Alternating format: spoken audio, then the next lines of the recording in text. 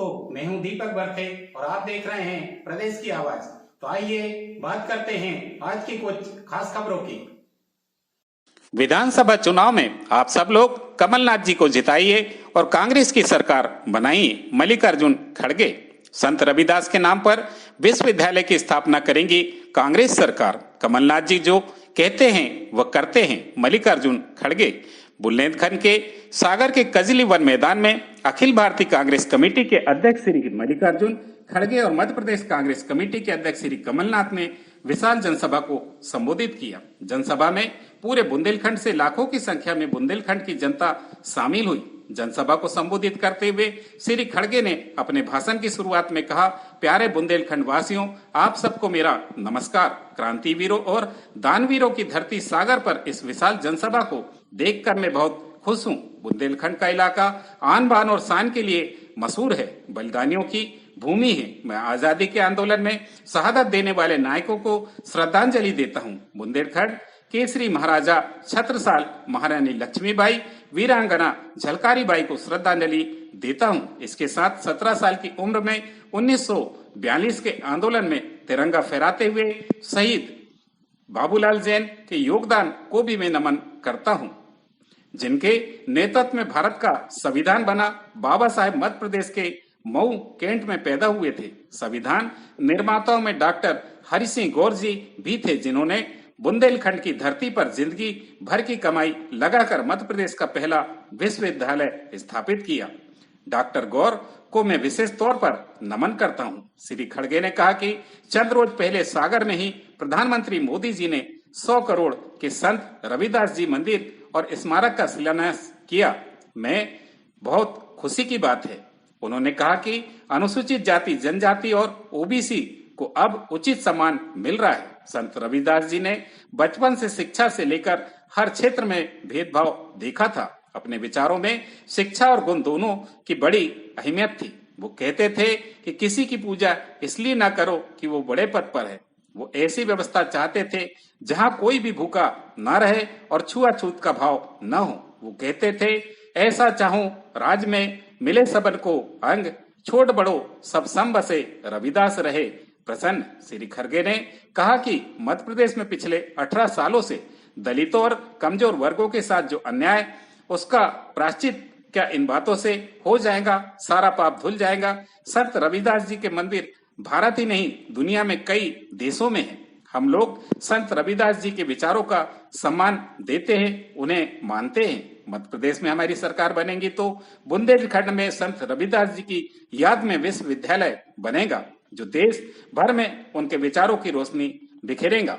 कर्नाटक और मध्य प्रदेश दोनों जगह बीजेपी सरकार बनने के बाद कैसा भ्रष्टाचार हुआ, ये सब अच्छी तरह जानते हैं। कर्नाटक की जनता ने वहां की सरकार को बाहर कर दिया, उनकी विदाई हो गई और जनता ने ऐसा प्रचंड बहुमत दिया कि ये कुछ गलत करने की हालत में भी नहीं रहे। अब मध्य प्रदेश की जनता की अदालत का फैसला आना है। हमें भरोसा है कि यह जीत के सारे रिकॉर्ड टूटने वाले हैं। श्री मल्लिकार्जुन खड़गे ने कहा कि बाबा साहेब कहते थे, बदला लेने की नहीं, बदलाव लाने की सोच रखो। वही सोच हमारी है।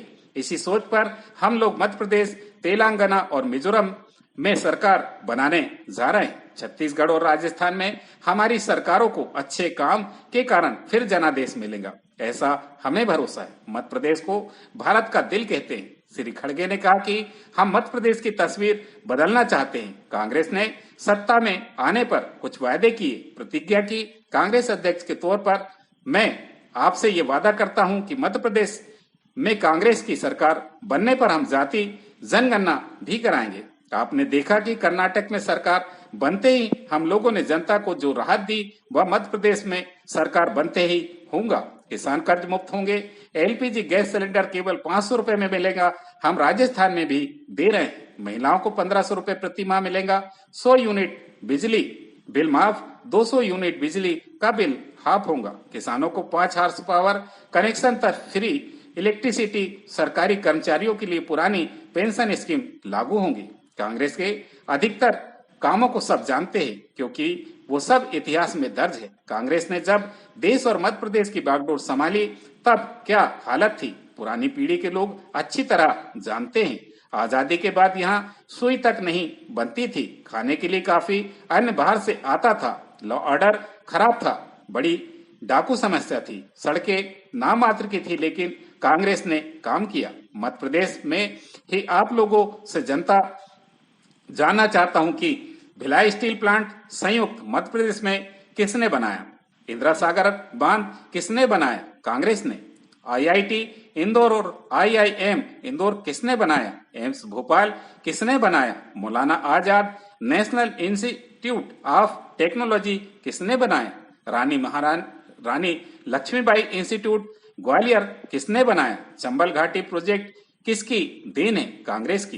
पूर्व मुख्यमंत्री एवं मध्य प्रदेश कांग्रेस कमेटी के अध्यक्ष श्री कमलनाथ ने सभा को संबोधित करते हुए कहा कि बुंदेलखंड संतों की भूमि है। मैं आज बुंदेलखंड की माटी को प्रणाम करता हूँ, भगवान महावीर को प्रणाम करता हूँ, संत रविदास जी को प्रणाम करता हूँ, हरि सिंह गौर जी को प्रणाम करता हूँ। माननीय खड़गे जी, आप हमारे मध्य प्रदेश की पावन भूमि पर पधारे हैं, परंतु दुर्भाग्य की बात है कि प्रदेश बेरोजगारी में नंबर 1 है, भ्रष्टाचार में नंबर 1 है, अत्याचार में नंबर 1 है। दुर्भाग्य है कि हमारा मध्य प्रदेश अब घोटाला प्रदेश और भ्रष्टाचार प्रदेश बन चुका है। खड़गे जी, आपके समक्ष यहाँ पर बड़ी संख्या में नौजवान मौजूद है। आज प्रदेश के सामने सबसे बड़ी चुनौती इन्हीं नौजवानों के भविष्य की है। जनता भूली नहीं है कि यूपीए सरकार के दौरान किस प्रकार से बुंदेलखंड का पैकेज क्षेत्र के विकास के लिए दिया गया था। श्री कमलनाथ ने कहा कि 15 वर्षों बाद हमारी सरकार बनी थी, हमने अपनी नीति और नियत का परिचय दिया। अकेले सागर जिले में हमने 80,000 किसानों का कर्ज माफ किया। हमारे कार्यकाल में जनता के लिए किए गए हमारे विकास कार्यों की गवाह स्वयं जनता है। श्री कमलनाथ ने कहा कि मैं तो सब को पुनः कहना चाहता हूं कि पहचान लीजिए हमारे प्रदेश की आज की स्थिति। चुनाव आते जाते हैं, परंतु यह चुनाव किसी पार्टी या उम्मीदवार के लिए नहीं, मध्य प्रदेश की जनता और उसके भविष्य का चुनाव है। जनसभा को पूर्व मुख्यमंत्री दिग्विजय सिंह, मध्य प्रदेश कांग्रेस के पूर्व अध्यक्ष सुरेश पचौरी, कांतिलाल भूरिया, अरुण यादव, नेता प्रतिपक्ष डॉक्टर गोविंद सिंह, सज्जन वर्मा सहित कांग्रेस विधायक, पूर्व मंत्री एवं कांग्रेस नेता शामिल रहे। प्रदेश की आवाज के लिए दीपक बर्थे की रिपोर्ट। कौन सा गुनाह मैंने किया जब 27-28 लाख किसानों का कर्जा माफ किया? हमने सागर जिले में 80,000 से ऊपर किसानों का कर्जा माफ किया। कौन सा गुनाह मैंने किया? कौन सी गलती मैंने कही? हमने 100 रुपए 100 यूनिट बिजली दी। कौन सा पाप मैंने किया कि हमने गौशाला बनाई? कौन सा पाप मैंने किया कि इतिहास में जो गौशाला नहीं बने थे हमने गौशाला बनाया? हमने पेंशन बढ़ाई। आज मध्य प्रदेश की जनता गवाह है। ये आज आए थे, ये अपना रिपोर्ट कार्ड दे रहे हैं, ये रिपोर्ट कार्ड दे रहे हैं। मैं तो कहता हूं इनके नेताओं से, रिपोर्ट कार्ड मत देना, आप तो रेट कार्ड देना, रेट कार्ड, कि यहां तो पैसे दो काम लो। सही बात है। मैं भ्रष्टाचार के बारे में आपसे क्या कहूं, आप अच्छी तरह परिचित हैं। ये आज हमारे प्रदेश का हाल है। मैं तो आपसे इतना कहना चाहता हूं कि पहचान लीजिए आज कि अपने प्रदेश की क्या स्थिति है। चुनाव आते हैं, हमारे जनपद का चुनाव आता है, नगर पालिका नगर निगम का चुनाव आता है, जिला पंचायत का चुनाव आता है। हर चुनाव का अपना मायने होता है। 4 महीने में जो चुनाव है, ये चुनाव केवल एक उम्मीदवार का ही नहीं है, ये चुनाव केवल एक पार्टी का ही नहीं है, ये चुनाव मध्य प्रदेश के भविष्य का है। और मैं तो नौजवानों से खास करके कहना चाहता हूं कि तस्वीर रख लीजिए मध्य प्रदेश की अपने सामने, तस्वीर रख लीजिए मध्य प्रदेश की अपने सामने और सच्चाई समझ लीजिए, सच्चाई का साथ दीजिए, मध्य प्रदेश का भविष्य सुरक्षित रहेगा। ये आज हमारे सामने चुनौती है और मुझे पूरा मध्य प्रदेश के मतदाताओं पर विश्वास है कि दिखता ये गुमराह करने आएंगे, जितनी डबल स्पीड पर शिवराज सिंह जी की झूठ की मशीन चलेगी, जितनी डबल। ये नहीं कहा, वो कहते थे किसी की पूजा इसलिए ना करो कि वो बड़े पद पर है। वो ऐसी व्यवस्था चाहते थे जहां कोई भी भूखा न रहे और छुआछूत का भाव न हो। ये रविदास का है।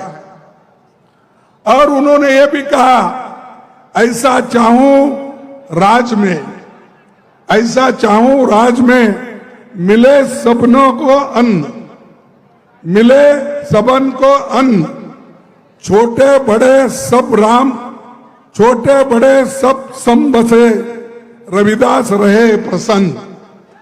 तो ये रविदास का कहना है, कोई सिर्फ पूजा करने से सब कुछ होता है नहीं, लेकिन मैं चाहता हूं, उन्होंने कहा सबको मिले अन्न खाने के लिए, पेट भरने के लिए, सबको सम्मान मिले, और उसी से रविदास प्रसन्न होते हैं और किसी से नहीं।